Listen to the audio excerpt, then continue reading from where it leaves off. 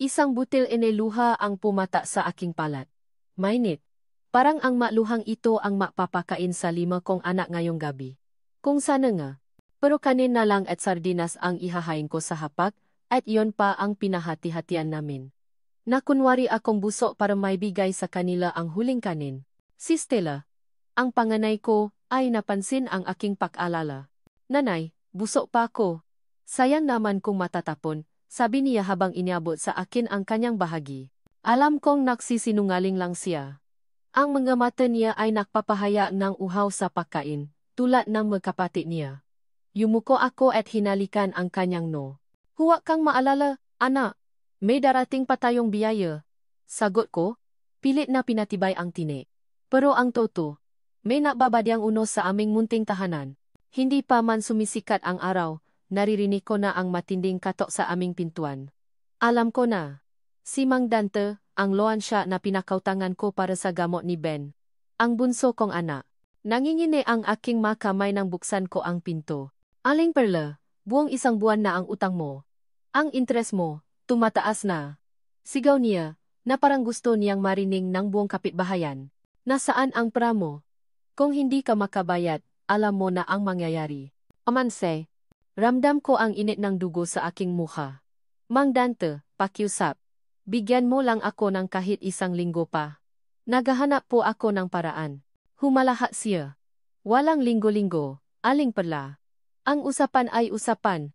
Kung wala kang pera, baka gusto mong gawin ang sinasabi ko. Natahimik ako. Alam ko ang ibig niyang sabihin. Ang alok niya sa akin na magtrabaho sa isang kumpanya sa Maynila na alam kong hindi maganda. Umiling ako. Hindi po. Sabi ko ng may diin. Hindi ako papaya. Dasade. Kung ganon, maisip-isip ka na. Baka mamaya, mas malaki pa ang mawala sa iyo kaysa sa utang mo. Banta niya, bago umalis, na naiwan ng matinding takot sa aking puso. Kinabukasan. Pagkatapos ipasok ang mga anak sa paralan, umupo ako sa harap ng eming lumang alta. Tinitigan ko ang imahe ni Birheng Maria. Ang bigat na iking kaloban ay tila isang malaking bato na nakapatong sa aking dibdib. Paano ko may tataguyod ang 5 bata? Paano ko babayaran si Mang Dante? Ang mga anak ko. Sila ang aking lakas. Pero sila rin ang dahilan ng aking matinding paalala. Naalala ko ang kwento ni Aling Nena, ang kapitbahay namin na umalis para magtrabaho sa ibang bansa. Umuwi siyang may pera, pero nagbago na. Hindi ko iyon gusto para sa sarili ko. Pero ano pa ang magagawa ko? Nanay? Isang maliit na tini ang gumising sa akin mula sa malalim kong paisip. Si Ben, ang bunso ko. Nilalanat na naman siya. Hinawakan ko ang kanyang no. Mainit. Walang pera para sa gamot, walang pera para sa doktor. Ang pangako kong gagaling siya ay tila nagiging pako sa aking puso. Sa sandaling iyon, alam kong wala na akong ibang pagpipilian. Kailangan kong umalis. Ang pagpapaalam sa mga anak ko ang pinakamahirap na bagay na nagawa ko sa buong buhay ko. Niyakap ko sila isa-isa, pinipigil ang luhang gustong kumawala. Magpakatatag kayo mga anak. Babalik si nanay. Mag-ipon lang ako para sa inyong kinabukasan, pilit kong ngiti, kahit na halos hindi ko na makita ang kanilang makamuha dahil sa luhang namumuo sa aking makamata. Si Stella, sa kabila ng kanyang pagkabata, ay matapang na yumakap sa akin. Nanay, huwag po kayong maalala. Alagaan ko po ang mga kapatid ko. Mag-aral po kami ng mabuti para pagbalik niyo, matutuwa kayo. Ang nga salita niya ay lalong napaduro sa aking puso. Ang nga munting pangarap na iyon ang naging lakas ko para humakbang. Pagkalabas ko mahay, naririnig ko ang mga bulungan ng mga kapitbahay. Kawawa naman si Aling Perla. Nang ibang bansa. Sana makauwi pa siya. Naku, sa Saudi pa man din. Ang daming balita na hindi magaganda sa mga OFW doon. Sana lang, hindi siya mapahamak. May 5 anak pa naman siya. Ang bawat bulong ay tila tumutusok sa aking dibdib, nakpaparamdam matinding kaba. Alam kong mapanganib ang lugar na aking pupuntahan. Pero mas mapanganib kong mananatili ako at makikita ang mga anak kong nagugutom. Wala akong pagpipilian. Huminga ako ng malalim, pinipilit itatwa ang takot. Kailangan kong maging matatag para sa kanila. Ang init ng hangin sa Riyadh ay tila yumakap sa akin pagbaba ko en eroplano. Kasama ngang init na ayon ang matinding kaba at pag-asa. Ang bawat hakbang ko ay mabigat, hindi dahil sa dala kong bagahe, kundi dahil sa bigat ng responsibilidad na iniwan ko sa Pilipinas. Ang nga bulungan ng kapitbahay tungkol sa mga panganib sa Saudi ay umalingaw-ngaw sa aking isipan, ngunit mas malakas ang tinig ng aking nga anak na naghihintay sa aking pagbabalik. Nakarating ako sa isang malaking mansyon, mas malaki pa sa aming buong barangay. Ang bawat sulok ay kumikinang sa ginto at mamahaling kagamitan. Ang sahe ay gawa sa marmol na tila salamin, at ang nga chandelier ay kumikinang na parang bituin. Napakayaman ng aking amo. Pero sa kabilang ng lahat ng karangyaan, may kakaibang katahimikan sa loob ng bahay. Parang isang gintong hawla na walang ibon. Ilang sandali pa, bumaba mula sa hagdanan ang isang babae. Siya si Mrs. Elegancia Almonte, matangkad, balingkinitan, at may matatalim na mata na tila nakakabasa ang iniisip mo. Ang kanyang mukha ay walang emosyon, maliban sa isang bakas ngang kalungkutan na tila nakatago sa ilalim ng kanyang matigas na anyo. Ikaw si Perla? Tanong niya. Ang boses ay malumanay ngunit may awtoridad. Opo, ma'am, sagot ko, yumuko ng bahagya. Simulan mo na ang trabaho mo. Ang kwarto ko ang unahin mo. Utos niya. At pagkatapos ay umalis na. Na parang isang anino. Naiwan akong nakatayo sa gitna ng malawak na sala, natataka. Bakit ganon ang kanyang mata? Bakit parang may malalim na lungkot sa kabilang ng lahat ng yaman na nakapaligid sa kanya? Sinimulan ko ang palilinis sa kwarto ni Mrs. Elegancia. Malaki ito, mas malaki pa sa aming bahay sa Pilipinas. Ang bawat gamit ay mamahalin at may sariling kwento. Habang pinupunasan ko ang kanyang nightstand, napansin ko ang isang nakakalat na barya sa ibabaw. ₱5. Maliit na halaga. Kinuha ko ito at inilagay sa tabi ng kanyang lampara, iniisip na baka nalagla lang sa kanyang bulsa. Pagkatapos kong linisin ang nightstand, lumipat ako sa kanyang walk-in closet. Habang inaayos ko ang kanyang madamit, nakakita ako ang isang maliit na sobresaluang isang jacket. Binuksan ko ito. May laman itong ₱10. Nagtaka ako. Bakit niya iiwan ang pera sa ganoong lugar? Inilagay ko rin ito sa tabing ₱5 sa nightstand. Nagpatuloy ako sa paglilinis. Sa ilalim ng kanyang kama, nakakita ako ng isang maliit na pitaka. Binuksan ko ito. May laman itong ₱20. Hindi ko maintindihan. Bakit niya iwan ang mapera sa ganong kapabayaan? Nagsimula akong magduda. Hindi kaya. Sinusubukan niya ako. Pinilit kong huwag may isip ng masama. Baka sadyang nakakalimutan lang niya. Pero ang sunod na nakita ko ang napatibay sa aking hinala. Habang nililinis ko ang kanyang silitulugan, partikula ang kanyang kama, inayos ko ang ngaunan. Sa ilalim ng isa sa ngaunan, nakakita ako ng isang makapal na tumpok ng pera. ₱1,000. Bumibilis ang tibok ng aking puso. Hindi ito basta nalagla lang. Hindi ito basta nakalimutan lang.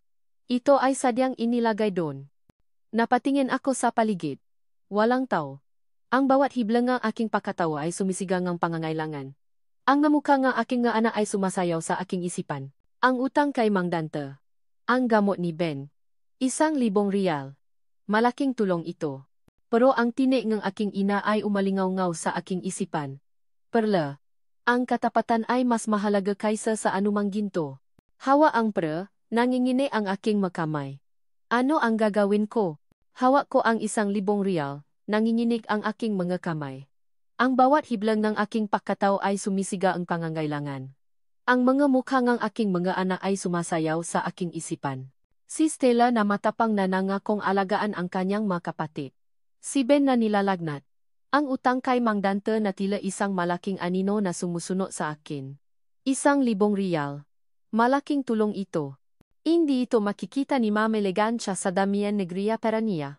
Ngunit kasabay ngang tukso ay ang tinig ng aking ina, Perla, ang katapatan ay mas mahalaga kaysa sa anumang ginto. Ang nga salitang iyon ay tila bumulong sa aking tainga. Ano ang sasabihin ko sa aking mga anak kung malaman nilang nagnakaw ako? Paano ko sila tuturuan ng tama kung ako mismo ay gagawa ng mali? Huminga ako ng malalim. Pinunasan ko ang galuhang hindi ko namalayang pumata. Kailangan kong gawin ang tama. Para sa kanila. Para sa aking sarili. Nilapitan ko si Mrs. Elegancia na nakaupo sa kanyang malaking sofa, nagbabasa ng libro. Ang kanyang mukha ay kalmado, ngunit ang kanyang nga mata ay matalim. Ma'am, nakita ko po ito sa ilalim ng unan niyo. Sabi ko, habang iniabot sa kanya ang pera.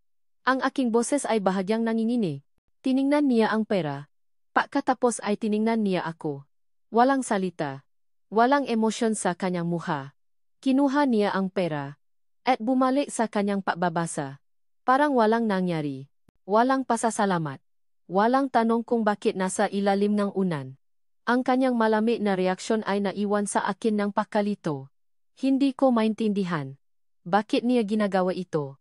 Kinabukasan, habang naglilinis ako sa kanyang library, isang malaking silit na puno ng libro, nakakita na naman ako ng pera. Sa loob ng isang lumang libro na binubuksan ko para punasan ang alikabok, may nakasiksi na 5,000 real. Mas malaki na ang halaga ngayon. Naramdaman ko na naman ang kaba. Ito na naman. Sinusubukan niya talaga ako. Inilagay ko ang pera sa ibabaw ng mesa, sa tabi ng libro. Pagkatapos kong matapos ang paglilinis, nilapitan ko si Mrs. Elegancia. Ma'am, may nakita po akong pera sa libro niyo. Sabi ko. Habang tinuturo ang mesa. Tiningnan niya lang ako, at muling kinuha ang pera. Walang salita. Walang pasasalamat. Tila ba normal lang sa kanya ang mga ganitong pangyayari? Ang kanyang mga mata ay tila nakbabasa ng aking kaluluwa.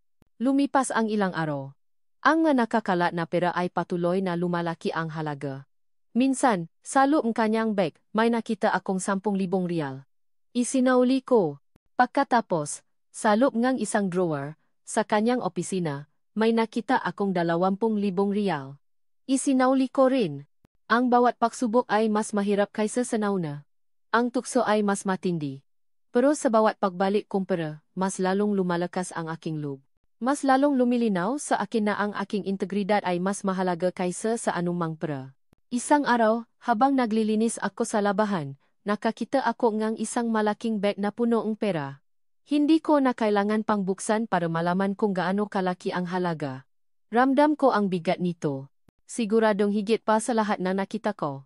Nangingini ang aking mga kamay habang kinuha ko ang bag. Ito na siguro ang pinakamalaking paksubo. Kung kukunin ko ito, makakabayad ako kay Mang Dante. Makakabili ng gamot para kay Ben. At makakapapadala ng sapat na pera sa aking mga anak. Pero naalala ko ang mga mata ni Stella, ang kanyang pagtitiwala. Ang mga pangarap ko para sa kanila. Dinala ko ang bag kay Mrs. Elegancia. Nakaupo siya sa kanyang silid, nakatingin sa labas ng bintana. Ang kanyang likod ay nakaharap sa akin. Ma'am, may nakita po akong bag na puno ng pera sa labahan, sabi ko habang inilalagay ang bag sa tabi niya. Lumingon siya. Ang kanyang mga mata ay tila may naktatagong emosyon. Isang sulyap na hindi ko maintindihan. Hindi galit, hindi tuwa. Parang may halo ng pagkabigla at pag-asa. Ngunit hindi siya nagsalita. Naiwan akong nakatayo, nagtataka. Bakit niya ginagawa ito? Bakit niya ako sinusubukan ng ganito? At ang pinakamahalaga, ano ang ibig sabihin ng sulyap na iyon? Nakaupo ako sa aking silid, nakatingin sa labas ng bintana. Ang nga ilaw ng Riyadh ay kumikinang sa dilim, parang nga bituin na bumaksak sa lupa.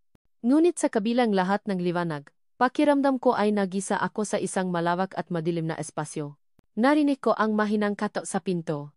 Si Perla. Ma'am, may nakita po akong bag na puno ang pera sa labahan. Sabi niya, habang inilalagay ang bag sa tabi ko. Ang kanyang boses ay kalmado. Walang bakas ang panana sa utakot. Tiningnan ko siya. Ang kanyang mamata ay tapat, punong pagod ngunit may matinding determinasyon. Hindi ko maintindihan. Ilang beses ko na siyang sinubukan. Maliit na halaga. Lumalaking halaga. At ngayon, isang malaking bag ng pera. At sa bawat pagkakataon, ibinabalik niya ito. Naalala ko ang nga mukha nga kasambahay na dumaan sa aking buhay. 20. Lahat sila, sa iba't ibang paraan, ay bumaksak sa aking pagsubok. Ang iba kinuha ang pera ng walang pag-alinlangan. Ang iba na kunwari pang hindi nakita. Mayroon pa ngang naktangkang matnakaw ngang mas malaking halaga. Ang makaranasan na iyon ang nakpatibay sa aking paniniwala na ang lahat ay may presyo. At ang katapatan ay isang bihirang kayamanan. Hindi ko namalayan, bumalik ako sa nakaraan. Ang aking dating business partner, si Marco, na akala ko ay pinakamatalik kong kaibigan. Makasama naming itinayo ang aming kumpanya mula sa wala. Pinagkatiwalaan ko siya ng buo, ibinigay ko ang lahat. Ngunit isang araw, natuklasan ko na niloloko niya ako. Inilipat niya ang pondo ng kumpanya sa kanyang sariling account. At halos mapabaksa niya ang lahat ng pinahirapan ko. Ang sakit ng pagtataksil na iyon ay mas matindi pa kaysa sa pagkalugi ng pera. At ang aking pamilya. Ang nga kamaanak ko na tila mga buwitra na naghihintay na ako ay bumaksa. Ang kanilang pagpipilit na magpakasal ako sa isang lalaking hindi ko mahal para lang mapanatili ang kanilang kayamanan. Ang kanilang pagtalikod sa akin nang tumanggi ako. Ang kanilang masalita na tilalason na nagsasabing wala akong mararating ng mag-isa. Ang masugat na iyon ay hindi pa rin naghihilom. Ang bawat tao na lumalapit sa akin ay tinitingnan ko ng may pagdududa. Lahat sila, may gusto. Lahat sila, may presyo. Ngunit si Perla, iba siya. Isang gabi, habang nahahanda si Perla ng saa sa kusina, hindi ko inaasahang magsimula akong magkwento. Ang bawat salita ay tila kusang lumalabas sa aking bibig na matagal nang nakakulong sa aking puso. Alam mo, Perla, sabi ko, habang nakatiti sa aking tasa ng saa. Ang yaman ay hindi nagbibigay ng kapayapaan. Ang lahat ng mayroon ako, pinahirapan ko. Pero sa bawat tagumpay, may kaakibat na pagtataksil. Lahat ng tao, may presyo. Narinig ko ang mahinang pahinga ni Perla. Hindi siya nagsalita, hinayaan lang akong magpatuloy. Ang aking dating kasosyo, ang aking pamilya. Lahat sila ay nataksil sa akin. Kaya't mahirap akong matiwala. Pero ikaw, iba ka. Tiningnan ko siya. Ang kanyang mamata ay puno ng paunawa at awa. Walang pahuhusga. Walang pagnanasa. Tanging paunawa. Sa sandaling iyon, naramdaman ko ang isang kakaibang ginhawa. Parang may isang bahagi nga, aking puso na unti-unting bumubukas. Ilang araw ang lumipas. Napansin ko si Perla habang nakikipag-usap siya sa kanyang nga anak sa video call. Ang kanyang muka ay puno ng kagalakan at pagmamahal. Ang kanyang mga mata ay kumikinang sa tuwa habang nakikinig sa mga kwento ng kanyang mga anak. Nakita ko ang isang batang babae, si Stella, na tila isang maliit na inaalagaan ang kanyang mga kapatid. Ang pagmamahal na iyon. Ang pagmamahal ng isang ina. Ito ang kayamanan na hindi ko naranasan. Ang aking mga magulang ay abala sa kanilang negosyo, at ang aking mga kapatid ay abala sa kanilang sariling buhay. Ang pagmamahal na nakikita ko kay Perla ay dalisay, walang halong pagnanasa. Sa sandaling iyon, isang ideya ang nabuo sa aking isipan. Isang ideya na matagal ko nang pinaplano, ngunit hindi ko alam kung kanino ko ipagkakatiwala. Ngayon, nakita ko na ang sagot. Habang umiinom kami ng sa isang gabi, ang katahimikan sa pagitan namin ay hindi na awkward. Ito ay comfortable. Tiningnan ko si Perla, at nakita ko ang kanyang pagod. Alam kong malaki ang kanyang sakripisyo.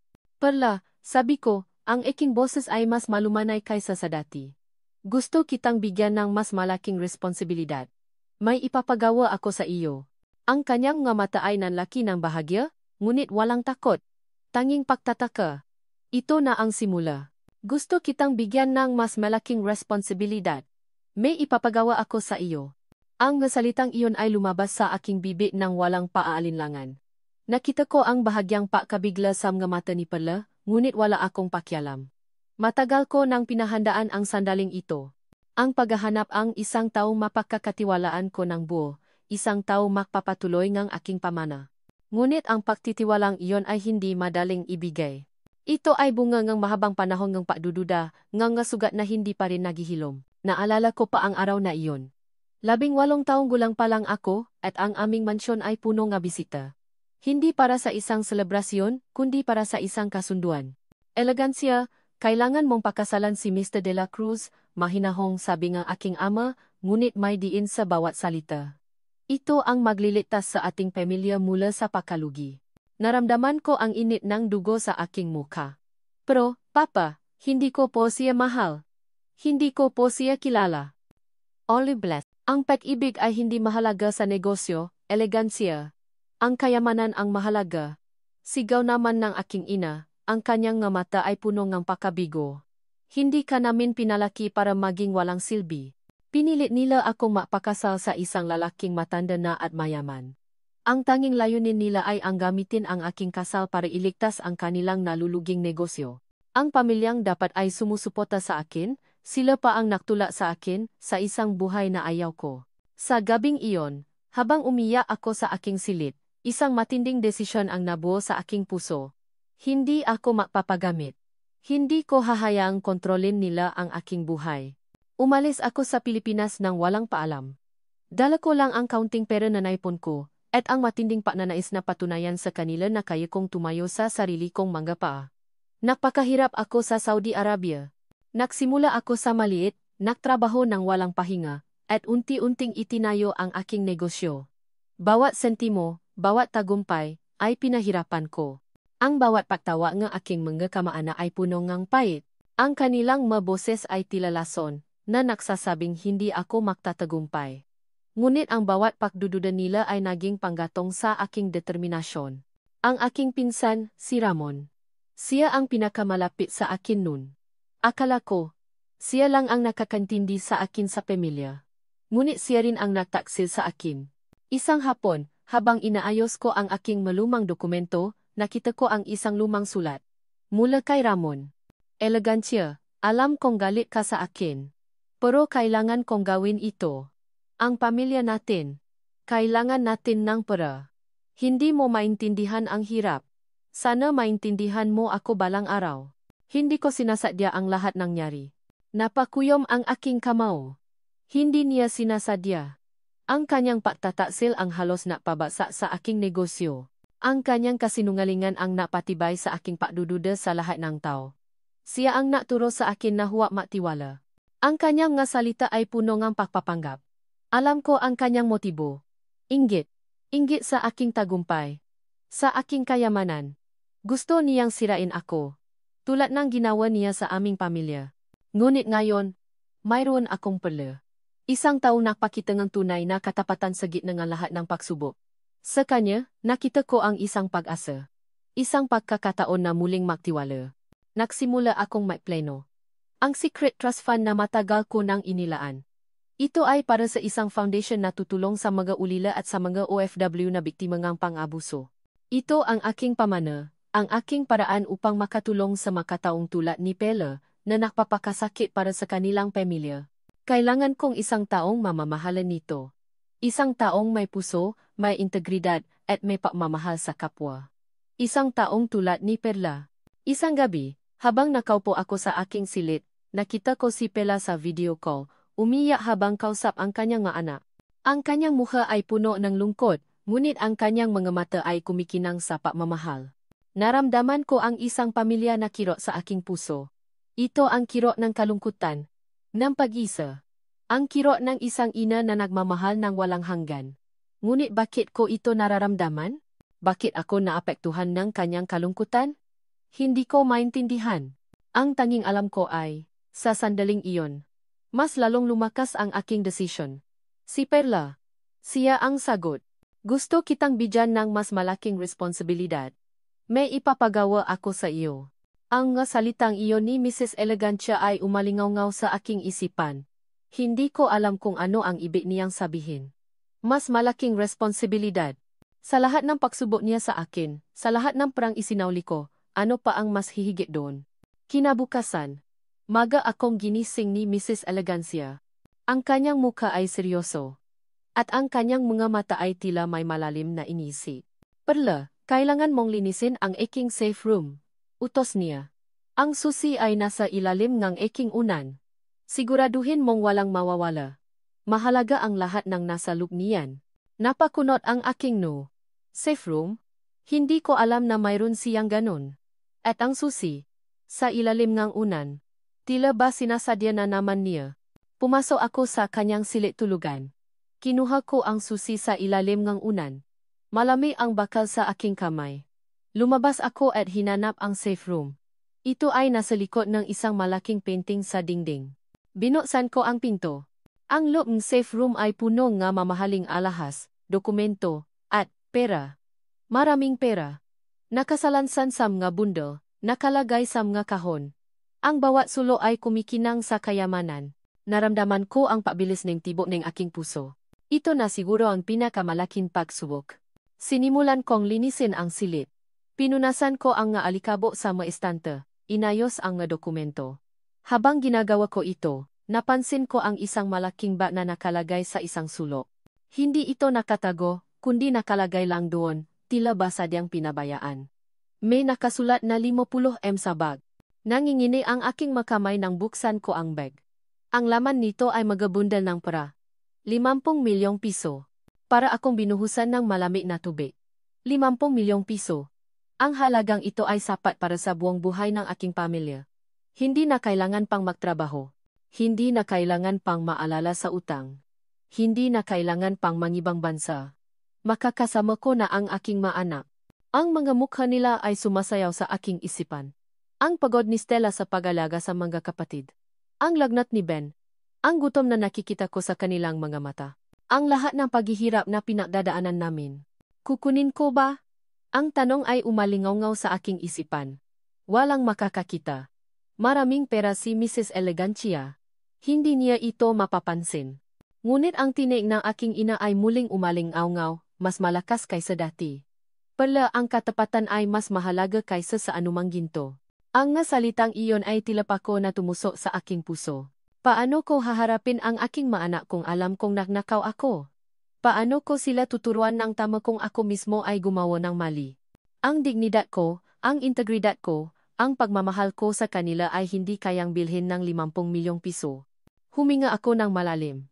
Pinunasan ko ang maluhang pumata sa aking pisngi. Kailangan kong gawin ang tama. Para sa kanila. Para sa aking sarili.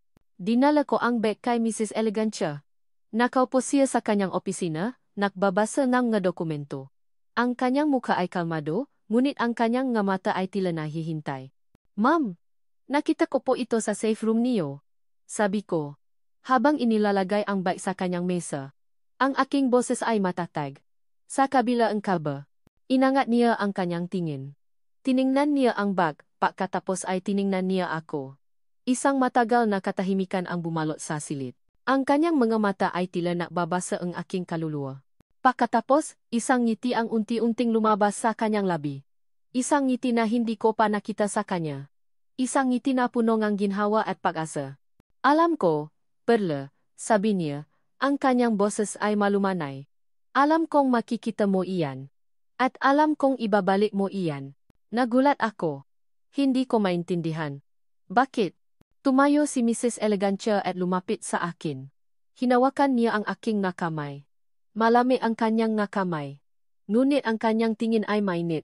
Perla, ang lahat ng ito ay pagsubok. Sabi niya. Sinubukan ko ang 20 kasambahay bago ka. Lahat sila, bumaksak. Ikaw lang ang pumasa. Ikaw lang ang nagpakita ng tunay na katapatan. Napakunot ang aking no. Pagsubok. Pero bakit po? Huminga siya ng malalim. Dahil sa nakaraan ko, Perla. Dahil sa mataong nataksil sa akin. Ang aking kasosyo, ang aking pamilya.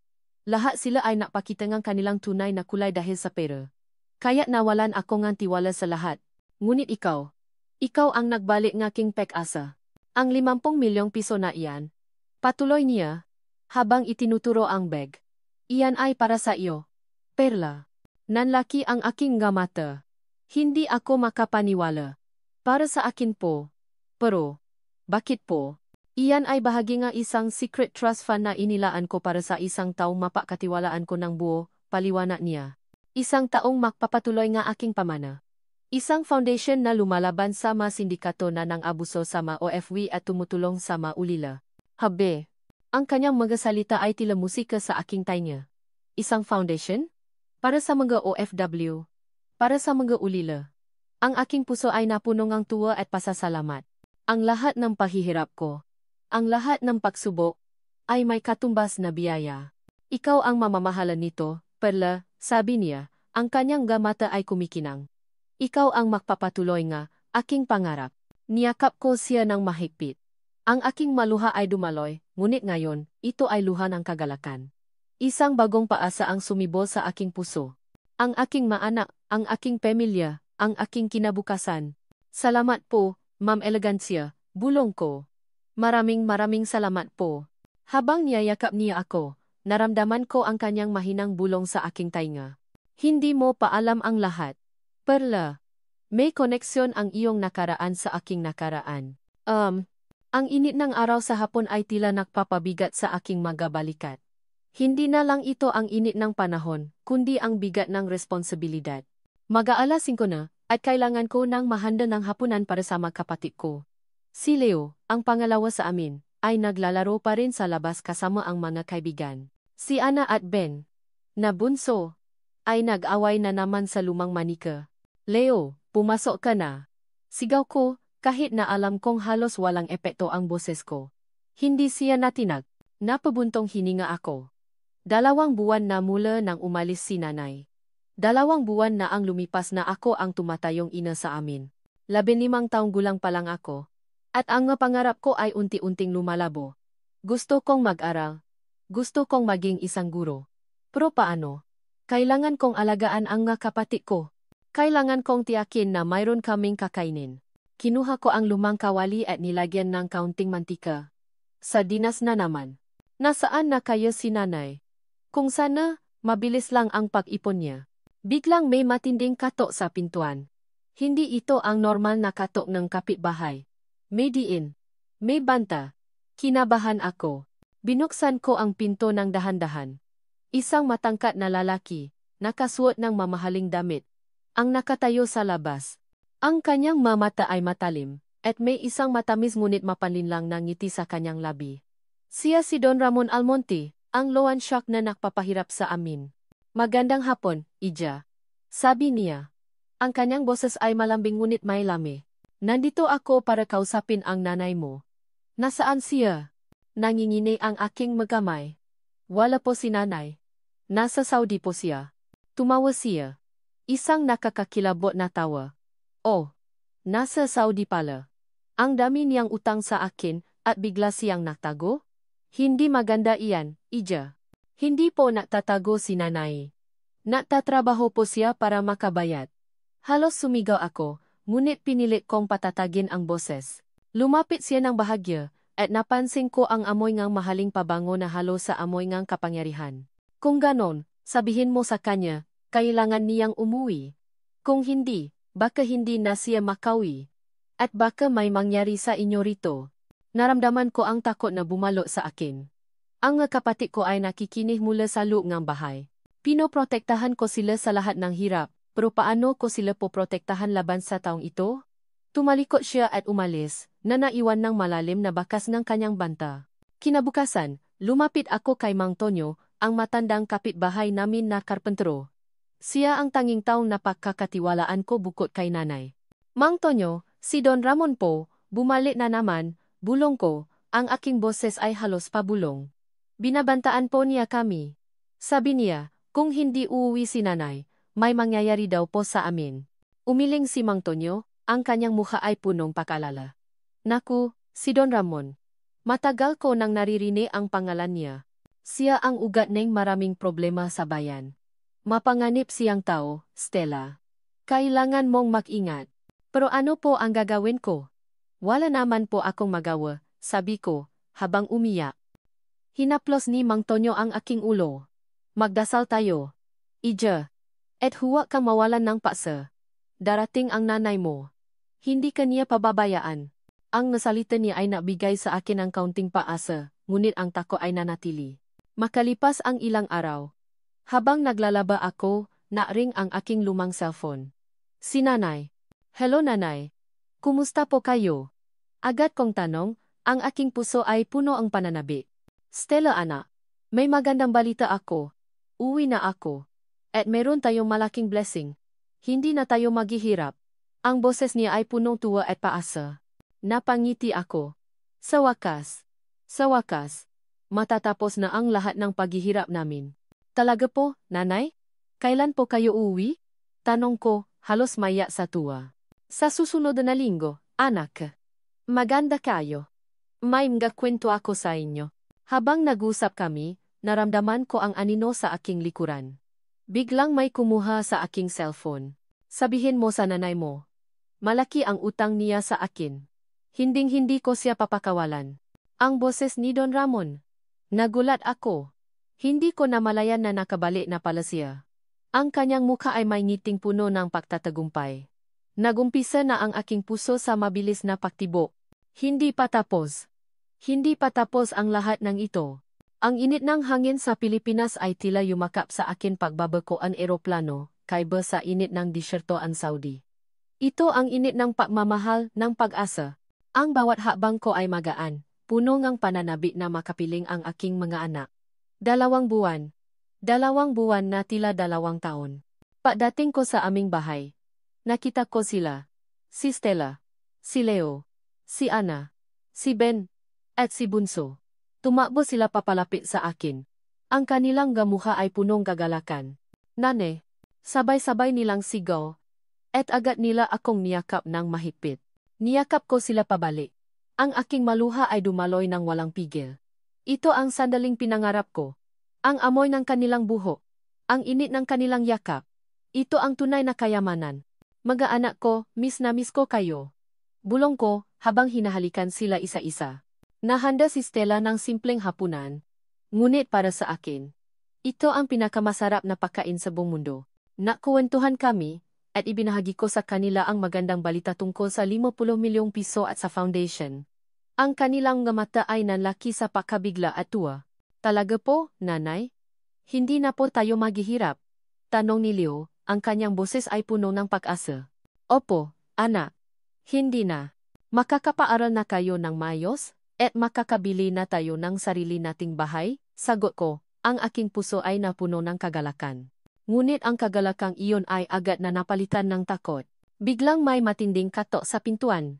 Hindi pa man ako nakakatayo, bumukas na ang pinto. Pumasok si Don Ramon Almonte, ang loan siya.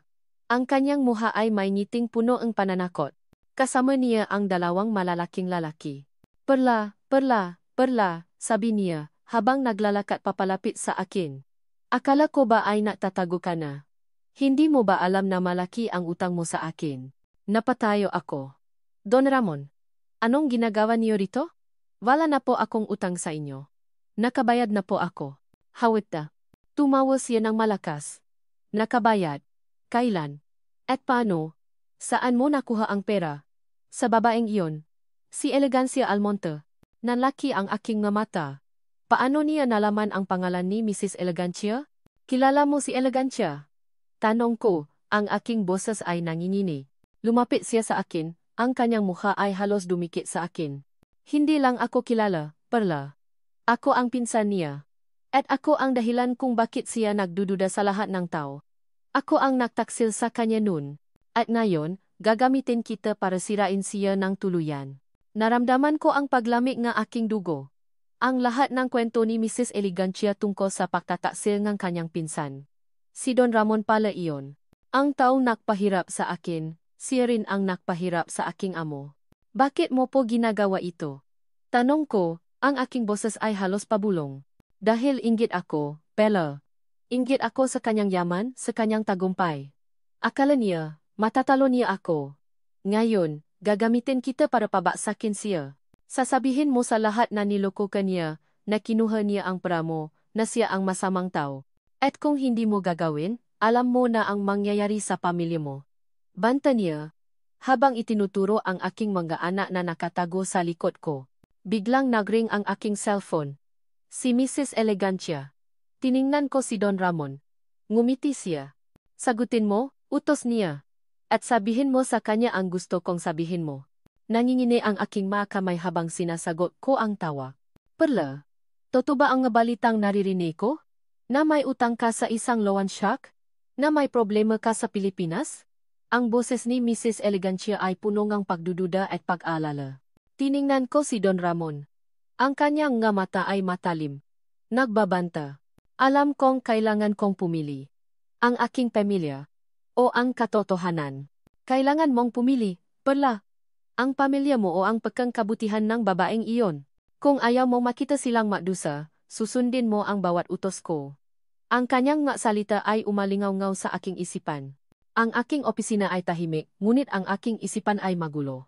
Nakaupo ako sa aking swivel chair, nakatitik sa screen ng aking computer, ngunit ang aking nga mata ay hindi nakakakita ng kahit ano. Ang boses ni Perla sa telepono, ang kanyang pag-aalangan.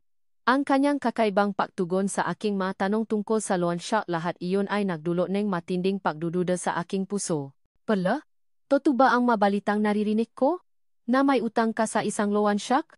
Na may problema ka sa Pilipinas? Ang aking boses ay puno ng pag-alala, ngunit sa ilalim nito ay may bahid ng takot. Takot na baka muli akong makamali. Takot na baka ang taong pinakatiwalaan ko ay magtaksil din sa akin. Ang kanyang sagot ay hindi malinaw.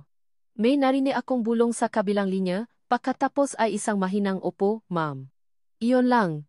Walang paliwanag. Walang pagtatanggol. Ang aking puso ay bumigat. Ito na ba? Ito na ba ang katapusan aking pag-asa? Hindi pa man ako nakakabawi sa pagkabigla, nakring ang aking telepono. Ang caller ID ay hindi pamilya, ngunit ang numero ay mula sa Pilipinas. Sinagot ko, elegansya, pinsan. Ang boses sa kabilang linya ay puno ng pagtawa. Narinig mo na ba ang balita tungkol sa iyong tapat na kasambahay? Si Perla. Napakuyom ang aking kamao. Si Ramon. Ang kanyang boses ay nadulot ng matinding galit sa aking puso. Ang tao na taksil sa akin, ang tao na dulot ng sakit sa aking pamilya, siya pa ang may lakas ng loob na tawagan ako. Ano ang gusto mo, Ramon? Tanong ko, ang aking boses ay matigas. Wala naman, pinsan. Gusto ko lang sabihin na ang iyong pinakakatiwalaan ay hindi pala kasing tapat ng iniisip mo. Alam mo ba na may utang siya sa akin? Malaking utang. At ngayon, nagtatago siya. Hindi siya makabayad. Sabi niya, ang kanyang boses ay puno ng panunuya. Nagsisinungaling ka. Sigaw ko. Si Pala ay tapat. Sinubukan ko siya. Oh, sinubukan mo siya. At sa tingin mo, sapat na iyon. Ang nga taong tulad niya, elegansya, ay gagawin ang lahat para sa pera. Lalo na kung ang pamilya ang nakataya. Akala mo ba, iba siya? Akala mo ba, mayroon pang tapat na tao sa mundo? Nakakamali ka. Pinsan. Lahat ay may presyo. Ang kanyang nga salita ay tila lason na unti-unting kumalat sa aking sistema. Ang matinding pagdududa na matagal ko nang inilibing ay muling nabuhay. Ang naalaala ng pagtataksin ni Marco, ang pagtataksin ng aking pamilya. Lahat sila ay nagsimula sa paibig sa pera. Hindi ako makatulo ng gabing iyon. Ang nga salita ni Ramon ay umalingaw-ngaw sa aking isipan. Ang paalangan ni Pala sa telepono. Ang kanyang paalis sa Pilipinas, na tila ba tumatakas sa kanyang mga problema. Tumayo ako at lumabas sa balkonahe. Ang lamig ng hangin ay tila yumakap sa akin, ngunit hindi nito kayang pawiin ang init ng galit at pagkabigo sa aking puso. Akala ko, nakahanap na ako ng isang taong mapakakatiwalaan ko. Akala ko, mayroon pang paasa para sa akin. Ngunit ngayon, tila lahat ay nawala. Ang lahat ng pasubok ko kay Perla. Ang kanyang paulit-ulit na pagbabalik ng pera. Ang kanyang mga kwento tungkol sa kanyang pamilya. Lahat ba iyon ay papapanggap lang? Ginagamit niya lang ba ako? Ang ideya ng foundation, ang aking pamana, ay tila naglaho sa hangin. Kung si Perla, ang taong pinakatiwalaan ko ng buo, ay nagtaksil sa akin. Sino pa ang mapakakatiwalaan ko? Kinabukasan, masama ang aking pakiramdam. Hindi ako kumain. Hindi ako lumabas ng aking silid. Ang aking isipan ay puno ng matanong na walang sagot. Biglang na-ring ang aking cellphone. Isang text message. Mula kay Perla. Ma'am Elegansya, sana po ay maintindihan niyo ako. Hindi ko po alam kung ano ang gagawin. Pinipilit po ako ni Don Ramon na gawin ang ayaw ko. Pakiusap po. Maniwala po kayo sa akin. Ang kanyang text message ay nadulot ng mas matinding pakalito sa akin. Ano ang ibig niyang sabihin? Pinipilit. Ngunit bakit hindi niya sinabi sa akin? Bakit hindi niya ako tinawagan? Bakit kailangan pa niyang mag-text? Ang aking pagdududa ay lalong lumalim. Kung tapat siya, bakit hindi niya sabihin ang buong katotohanan? Bakit may lihim? Ilang araw ang lumipas. Ang bawat araw ay tila isang taon. Ang aking pagdududa ay lumalaki, at ang aking puso ay lalong lumalamig. Isang hapon, habang nakaupo ako sa aking opisina, nagulat ako nang makita ko ang isang pamilya na muha sa aking pintuan. Si Ramon. Nakangiti siya. Ang kanyang mga mata ay puno ng pagtatagumpay. Magandang hapon, pinsan, sabi niya, ang kanyang boses ay punong panunuya. Mukhang hindi ka na masaya. Nag-alala ka ba sa iyong tapat na kasambahay? Hindi ako sumagot. Tiningnan ko lang siya ng matalim. Lumapit siya sa aking mesa at umupo sa harap ko. Nandito ako para tulungan ka, pinsan. Alam kong nahihirapan kang magtiwala. At alam kong may malaking problema tayo. Tungkol kay Perla. Ang kanyang mga salita ay tila isang pako na tumusok sa aking puso. Ang lahat ng pag-asa na unti-unti kong itinayo ay tila naglaho sa hangin. Ang aking all is lost moment. Ang bawat tibok ng aking puso ay tila isang tambol na nagpapahiwatig ng papalapit na labanan. Ang banta ni Don Ramon ay umalingaw-ngaw sa aking isipan. Kailangan mong pumili, Perla. Ang pamilya mo o ang pekang kabutihan ng babaeng iyon. Kung ayaw mong makita silang magdusa, susundin mo ang bawat utos ko. Ang kanyang mga salita ay tila isang kadena na gumagapos sa akin. Ngunit sa kabilang banda, ang pagtitiwala ni Mrs. Elegancia, ang kanyang paasa sa akin, ay tila isang liwanag na gumagabay. Ang 50 milyong piso, ang foundation, ang pangarap na makatulong sa matulad kong OFW at sa maulila paano ko ito tatalikuran. Paano ko ipapapalit ang katotohanan para sa kasinungalingan. Nangingini ang aking magkamay habang naglalakad ako patungo sa opisina ni Mrs. Elegancia. Si Don Ramon ay nasa tabi ko, ang kanyang kamay ay nakahawa sa aking braso, tila ba binabantayan ako. Ang kanyang ngiti ay puno ngang pagtatagumpay. Pagpasok namin sa opisina, nakita ko si Mrs. Elegancia. Ang kanyang muha ay maputla, at ang kanyang nga mata ay puno ngang pagdududa. Tiningnan niya ako. Pagkatapos ay tiningnan niya si Don Ramon. Pinsan? Sa wakas dumating ka na, sabi ni Don Ramon, ang kanyang boses ay malambing ngunit may bahid ng panunuya. Nandito si Perla, at may sasabihin siya sa iyo. Hinikpitan ni Don Ramon ang hawa sa aking braso. Naramdaman ko ang kanyang banta. Ngunit sa sandaling iyon, naalala ko ang nga mukha nga aking nga anak, ang kanilang pagtitiwala sa akin. At naalala ko ang nga salita ni Mrs. Elegancia. Ang kanyang pag-asa na makahanap ming isang tapat na tao. Huminga ako ng malalim. Kailangan kong maging matapang. Para sa kanila. Para sa katotohanan. Ma'am Elegancia. Sabi ko. Ang aking boses ay matatag. Sa kabila ng kaba. Hindi po totoo ang lahat ng sinasabi ni Don Ramon. Nanlaki ang mga mata ni Don Ramon. Perla. Anong sinasabi mo? Nagsisinungaling po siya. Ma'am. Patuloy ko. Habang tinitingnan si Mrs. Elegancia. Pinipilit po niya akong sabihin sa inyo na niloko niyo po ako, na kinuha niyo po ang pera ko. Pero hindi po totoo yun. Kayo po ang nabigay sa akin na pag-asa, ma'am.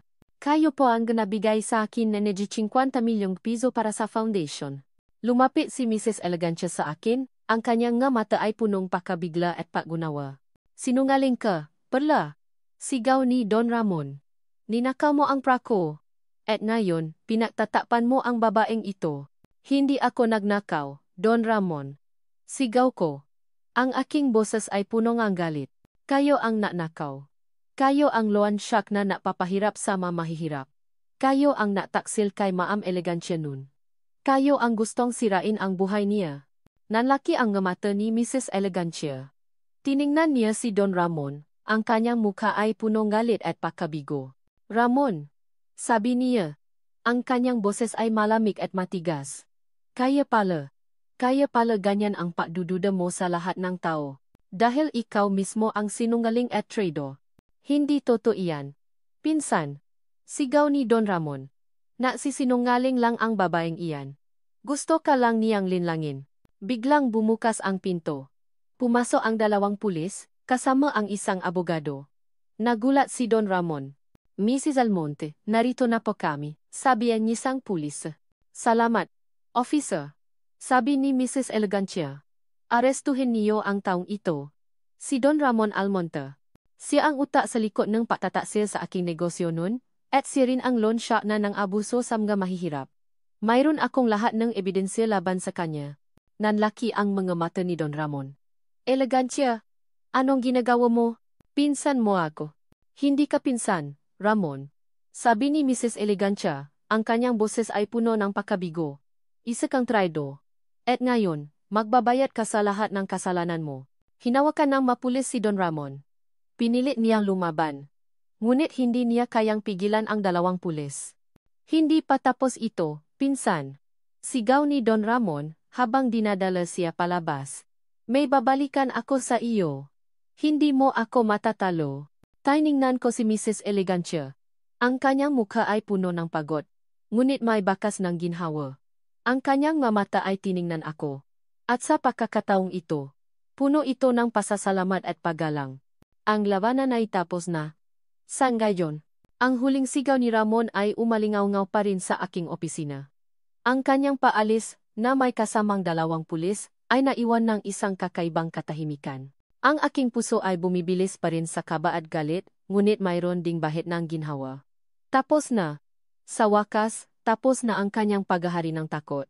Ngunit ang pagdududa, ang matagal nang nakatanim sa aking puso, ay nanatili. Tiningnan ko si Perla. Ang kanyang mukha ay puno ng pagod, ngunit ang kanyang mga mata ay tapat. Ang kanyang mga salita kanina ay nagbigay sa akin ng paasa, ngunit ang mga kasinungalingan ni Ramon ay malalim na nakabaon sa aking isipan. Perla, sabi ko, ang aking boses ay halos pabulong. Totoo ba ang lahat ng sinabi mo? Na pinipilit ka niya. Lumapit si Perla sa aking mesa. Kinuha niya ang kanyang lumang cellphone mula sa kanyang bulsa. Opo ma'am, sabi niya, habang iniabot sa akin ang cellphone. Narito po ang nga ebidensya. Ang nga text messages niya, at ang voice recording ng pagbabanta niya. Kinuha ko ang cellphone. Nanginini ang aking makamay habang binabasa ko ang nga text messages. Ang bawat salita ni Ramon ay puno ng banta, ng pagnanais na sirain ako, at ang paggamit kay palabilang kasangkapan. Pagkatapos, pinakinggan ko ang voice recording. Ang kanyang boses, ang kanyang pagbabanta kay Perla, ang kanyang pagpipilit na sirain ako. Ang lahat ng pagdududa ko ay unti-unting naglaho, napalitan ng matinding galit at pagkabigo. Napakuyom ang aking kamao. Ang aking pinsan. Ang taong akala ko ay may puso pa. Siya ang ugat ng lahat ng aking pagdududa, ng lahat ng aking sakit. Tiningnan ko si Perla. Ang kanyang mamata ay puno ng lungkot at pagunawa. Sa kabila ng lahat ng pinagdaanan niya, sa kabila ng lahat ng banta ni Ramon, nanatili siyang tapat. Siya ang taong matagal ko nang hinahanap. Siya ang taong nakbalik ng aking pag-asa. Naramdaman ko ang init ng luha sa aking nga mata. Ang nga luhang matagal ko nang pinipigilan. Ang nga luhang bunga ng sakit, ng pagkabigo. At ngayon, ng pagsisisi. Perla, sabi ko, ang aking boses ay nangingini. Patawarin mo ako. Patawarin mo ako sa aking pagdududa. Patawarin mo ako sa aking kawalan ng tiwala. Ang aking nakaraan, ang aking nga sugat, naging dahilan upang hindi ako makakita ng katotohanan. Naging dahilan upang magduda ako sa iyo. Lumapit ako sa kanya. Hinawakan ko ang kanyang kamay. Ikaw ang pinakatapat na tao na nakilala ko, Perla, patuloy ko. Ikaw ang nakbalik ng aking pag-asa. Ikaw ang nagturo sa akin na mayroon pa ring kabutihan sa mundo. Salamat, Perla. Maraming salamat. Niyakap ko siya ng mahigpit. Ang kanyang yakap ay mainit. Puno ang paunawa. Ang kanyang maluha ay dumaloy din. Ngunit ngayon, ito ay luha ang ginhawa.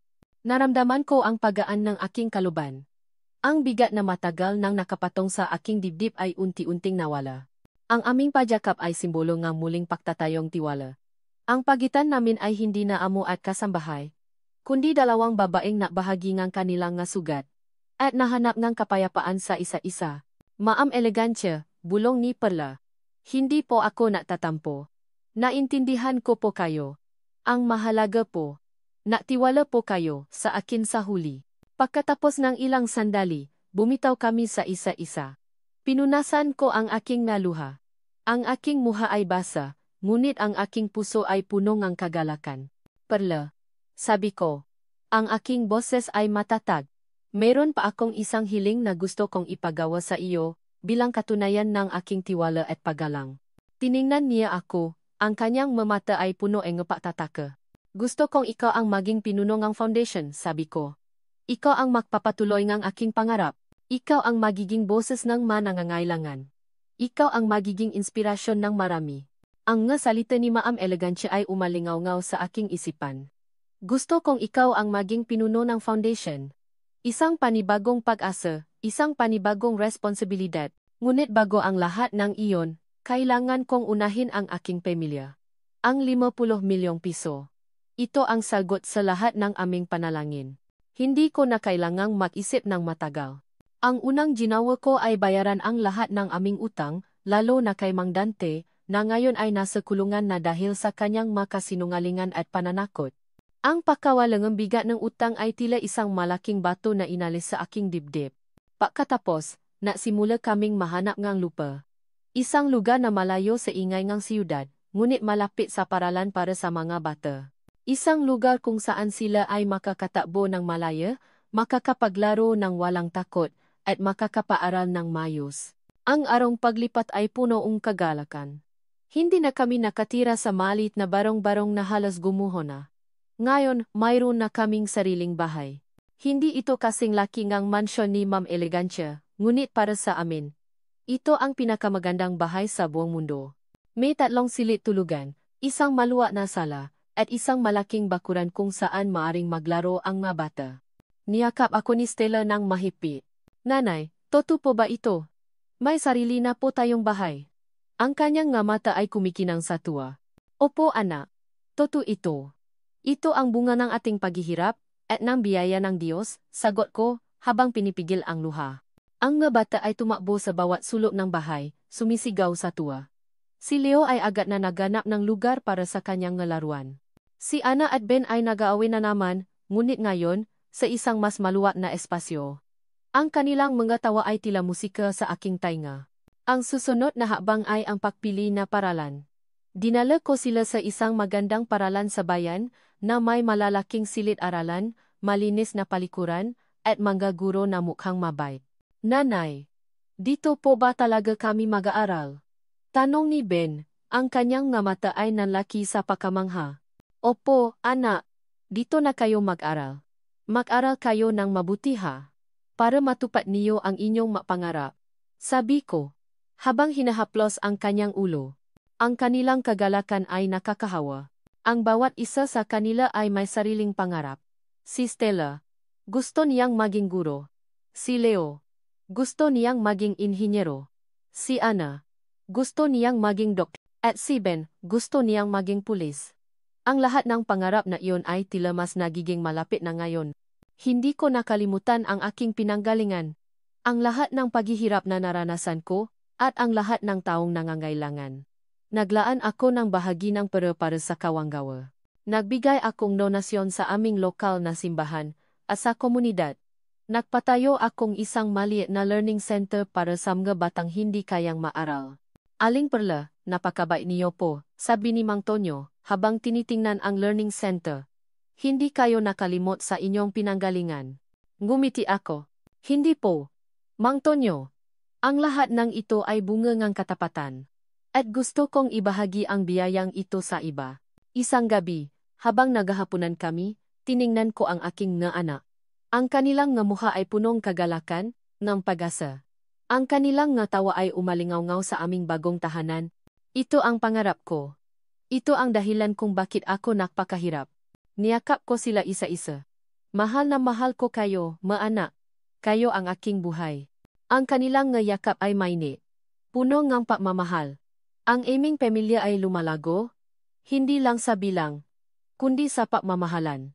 Habang tinitingnan ko ang aking natutulo na mga anak, nakatanggap ako ng tawa. Si Mrs. Elegancia. Hello, Ma'am Elegancia. Tanong ko. Perla, mayroon akong napaka-importanteng papupulong bukas. Gusto kong sumama ka, sabi niya. Ang kanyang boses ay punong excitement. Napakunot ang aking no. Isang mahalagang papupulong? Ano kaya ito? Perla, mayroon akong napaka-importantang pagpupulong bukas. Gusto kong sumama ka. Ang masalitang iyon ay lumabas sa aking bibi ng may kagalakan. Matagal ko nang pinlano ang araw na ito. Ang paglulunsad ng foundation ang papapatuloy ng aking pamana. Ngunit higit pa roon, ito ang simula ng aking paggaling. Ang pagpapalayas sa aking sarili mula sa mga sugat ng nakaraan. Ang paaresto kay Ramon ay nagbigay sa aking ng kakaibang kapayapaan. Ang taon na dulot ng labis na sakit at pagdududa sa aking buhay ay wala na.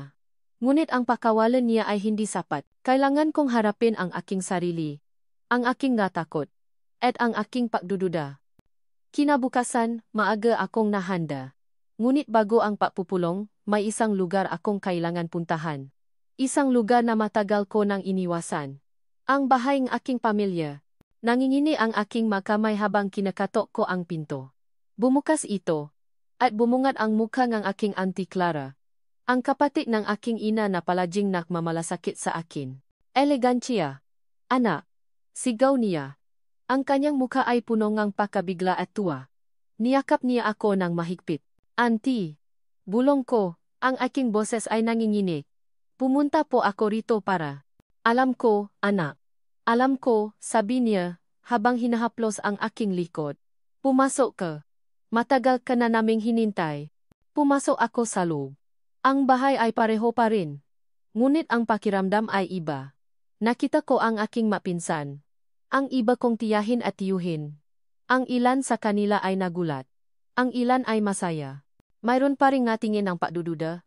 Ngunit mas marami na ang tingin ng patanggap. Nausap kami ng matagal. Nabahagi akong aking makaranasan, ang aking masugat. At sa unang pagkakataon, narinig ko ang kanilang panig ng kwento. Ang kanilang mga paghihirap, ang kanilang mga pagkakamali. Hindi lahat sila ay nataksil sa akin. Mayroon pa ring namamalasakit. Ang pagpapatawad ay hindi madali. Ngunit sa sandaling iyon, naramdaman ko ang isang bahagi ng aking puso na unti-unting gumagaling. Ang pagpapalaya sa aking sarili mula sa put at galit. Pagkatapos ng emosyonal na pagbisita, dumiretso ako sa venue ng pagpupulong. Nakita ko si Perla na naghihintay sa akin. Ang kanyang mukha ay puno ng ngiti. Ma'am Elegansya, kumusta po kayo? Tanong niya. Ayos lang ako, Perla. Ngayon mas ayos na ako, sagot ko, at ngumiti ako ng toto. Umupo kami sa isang pribadong silid. Nagbahagi ako sa kanya tungkol sa aking pagbisita sa aking pamilya. Nakinig siya ng mabuti. At nagbigay ng masalitaing suporta. Mahalaga po iyan, ma'am, sabi niya. Ang pamilya po ang pinakamahalagang kayamanan. Tama ka, Perla? Sagot ko. At ikaw, Perla? Ikaw ang naturo sa akin ng tunay na halaga ng pamilya at ng katapatan. Nakuwentuhan kami ng matagal, hindi lang tungkol sa negosyo, kundi tungkol sa buhay. Tungkol sa aming mapangarap, sa aming matakot. Ang aming relasyon ay hindi na lang amo at kasambahay. Ito ay naging pagkakaibigan. Isang pagkakaibigan na nabuo sa gitna ng pagsubo at patitiwala. Dumating ang oras ng paglulunsad ng foundation. Ang silid ay puno ng mamamahaya, maopisyal ng gobyerno, at mga taong nangangailangan ng tulong. Si Perla ay nasa tabi ko, ang kanyang mukha ay puno ng paasa. Lumabas ako sa entablado. Kinuha ko ang mikropono. Magandang hapon sa inyong lahat. Sabi ko. Ang aking boses ay matatag at puno ng damdamin. Ngayon, inilulunsad natin ang isang foundation na magbibigay ng pag-asa sa mga nangangailangan. Isang foundation na lumalaban sa mga sindikato na nangabuso sa mga OFW at tumutulong sa mga ulila. Tiningnan ko si Perla. At ang foundation na ito ay pinamumunuan ng isang napakatapat at napakabuting tao. Si Aling Perla. Napalakpakan ang nga tao. Ngumiti si Perla. Ang kanyang nga mata ay kumikinang. Ang kwento ni Aling Perla ay magsisilbing inspirasyon sa lahat ng nangarap at lumalaban, patuloy ko. Ito ay patunay na ang katapatan ay may higit pa sa salapi. O dada, naramdaman ko ang kapayapaan na bumalo sa akin. Ang lahat ng paghihirap, ang lahat ng sakit, ay may katumbas na biyaya.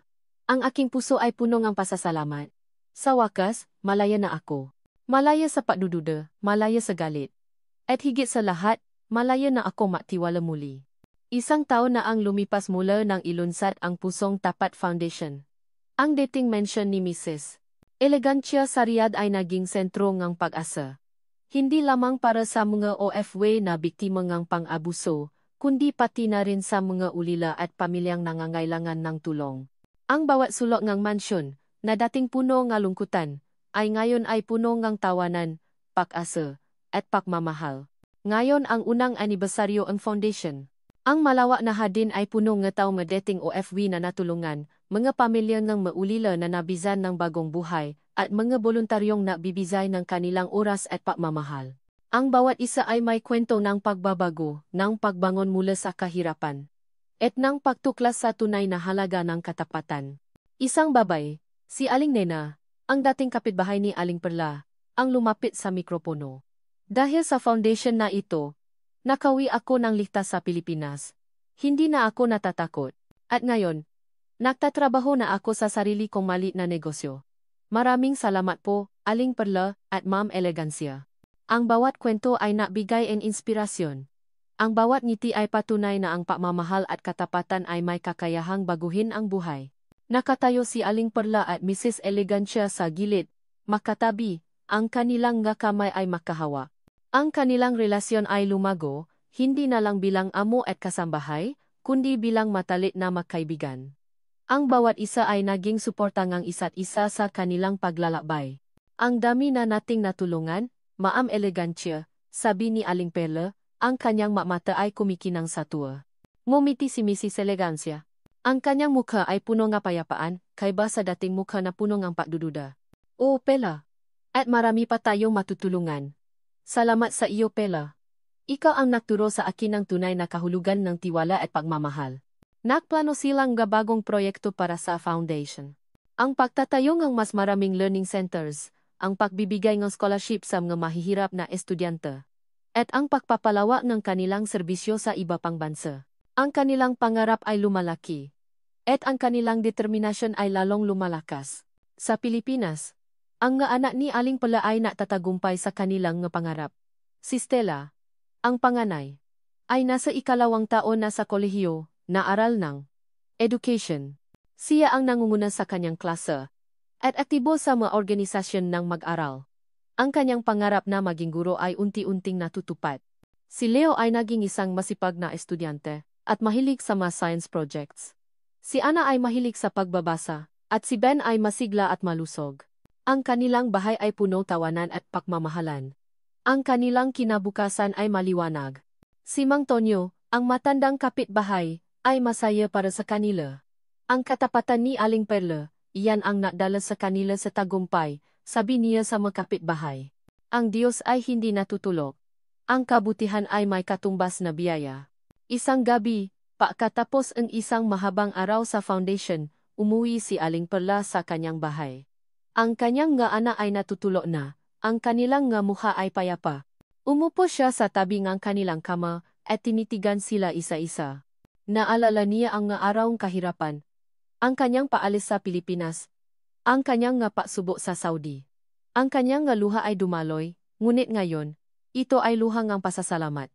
Kinuha niya ang isang lumang litrato.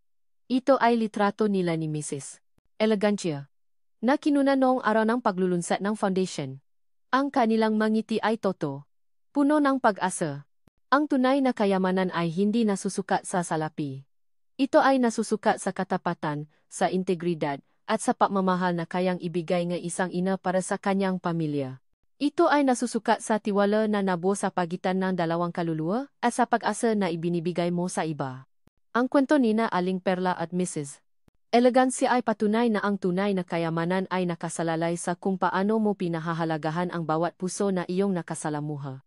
Sapagkat sa huli, ang pag-ibig at katapatan ang pinakamalaking pamana. At dito nagtatapos ang kuwento nina Aling Perla at Mrs. Elegancia. Maraming salamat po sa inyong walang sawang pagsubaybay sa bawat pahina at kabanata ng huling barya sa aking puso. Isang karangalan po para sa akin na kayo ay naging bahagi ng paglalakbay na ito, mula sa unang butil ng luha ni Aling Perla hanggang sa paglago ng kanilang mga pangarap. Hindi po biro ang bawat salitang inilimbek, bawat emosyong ibinahagi. Sa bawat pagsulat, ramdam ko ang bigat ng pagsubo, ang sakit ng pagtataksil, ngunit higit sa lahat, ang nining ng paasa at ang kapangyarihan ng katapatan. Naging inspirasyon po ang mga karakter na ito upang ipaalala sa ating lahat na sa kabila ng dilim, laging may liwanag na naghihintay. Ang pag-ibig sa pamilya, ang katatagan ng loob, ang kakayahang magpatawad, at ang walang hanggang paasa ito po ang nga mensaheng nais kong iwan sa inyong nga puso. Nawai ang kwentong ito ay magsilbing paalala na ang tunay na kayamanan ay hindi nasusukat sa salapi, kundi sa kung paano natin pinahahalagahan ang bawat puso na ating nakasasalamuha. Sana po ay nakahanap kayo ng inspirasyon, ng kagalakan, at ng kaunting sulyap ng pag-asa sa bawat sandaling kasama ninyo kami. Muli, mula sa kaibuturan ng aking puso, maraming salamat po. Hanggang sa muli nating pakikita sa panibagong kwento ng buhay. Nagmamahal. Kwento NG Kapalaran.